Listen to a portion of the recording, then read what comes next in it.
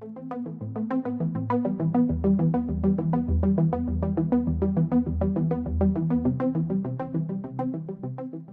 an interesting lesson that is learned from the Magna Carta and the Charter of the Forests with respect to what does it mean to have a community come together and agree on something. And what I find fascinating is that we don't have very good examples right now of how we go about doing that. I think one of the best examples we have in the U.S. is the Chesapeake Bay, where there was a period of time where the Chesapeake Bay was so polluted that the crab fishermen and the other aquaculture industries around the bay were just decimated. And at a point in time, there was a recognition that there needed to be a community response to say this is a resource which is not just a nice to have and it's, you know, it was there and it served its purpose and it's gone, but it's a resource that we really need to keep vibrant.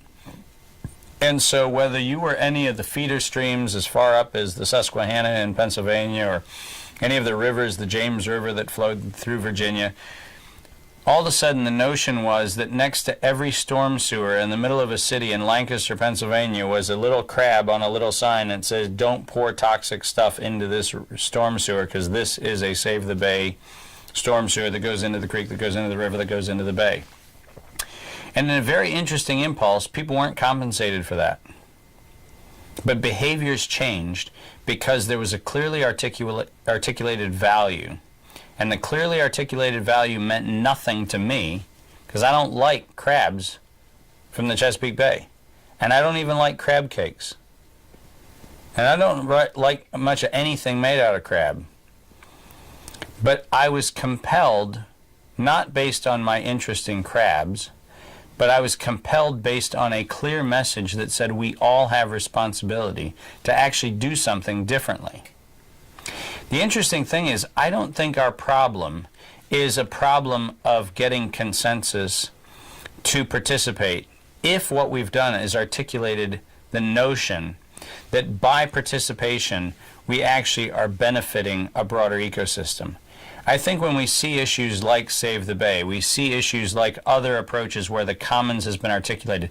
In the Great Lakes are another wonderful example of this because for a period of time the Great Lakes were unfishable, they were unnavigable in certain areas. There were all kinds of problems with the Great Lakes, and there's an enormous outpouring of interest that involved communities who had nothing to do with the water rights, had nothing to do with the land use, had nothing to do with the aquaculture industries, but there was still a consensus around the water of the Great Lakes, and you could build a message that said, yeah, I want to be part of that. And I think that the challenge is to articulate a message that says, this is not in your personal interest. It is in your interest as a member of the human community in which you find yourself living. And all of a sudden you get behavior changes. But the challenge is to articulate a message that's compelling. So I don't think it's about incentivizing towards consensus.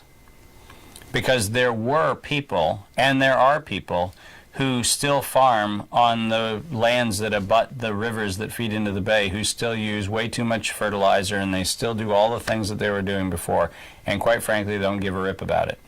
But there's an immense community that actually did choose to change, and by choosing to change, the outcome was changed.